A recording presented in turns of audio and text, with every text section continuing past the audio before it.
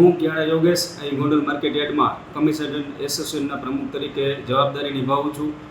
અમારે અહીંયા ગોંડલમાં એક બે દિવસ પહેલાં જે ચાઇનાનું લસણ ગેરકાયદેસર રીતે વેચાવા આવેલ હતું તેઓને પોલીસ અધિકારીઓ દ્વારા તે લસણ અહીંયા સીઝ કરવામાં આવેલ છે.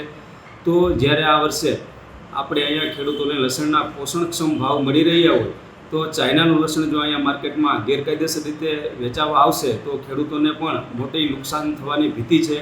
તો તેના માટે જે સમગ્ર ભારત દેશમાં ચાઇનાના લસણના વિરોધમાં આવતીકાલે જ્યાં લસણની હરાજીનું કામકાજ સમગ્ર માર્કેટયાર્ડોમાં બંધ કરવામાં આવનાર છે તેના સપોર્ટમાં અહીં અમારે ગોંડલ માર્કેટયાર્ડમાં પણ લસણ જે વેચાવા આવેલ હતું તે સીઝ કરવામાં આવેલ છે અને હડતાલના સમર્થનમાં માત્ર લસણની હરાજી પૂરતું કામકાજ અહીંયા ગોંડલ માર્કેટયાર્ડના અમારા લસણના વેપારીઓ દ્વારા તથા કમિશન એજન્ટ એસોસિએશન દ્વારા આવતીકાલે લસણની હરાજી સદંતર બંધ રાખવામાં આવશે. મારું નામ રાજેશભાઈ રામજીભાઈ આસોદરિયા દેવડા, ખેડૂત બોલું છું અને આ લસણ વિશે વાત કરીશ.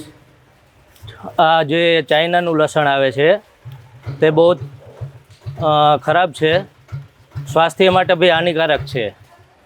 અમારા ખેડૂતને લસણના દેશી લસણના ભાવ 4000 થી 5000 મળે છે.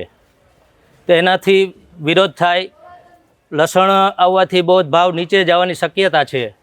તો ખેડૂતોને નુકસાની ન જાય તે માટે વિરોધ કરેલ છે. તો ચાઇનાનું લસણ બેન્ડ કરી આપવા વિનંતી.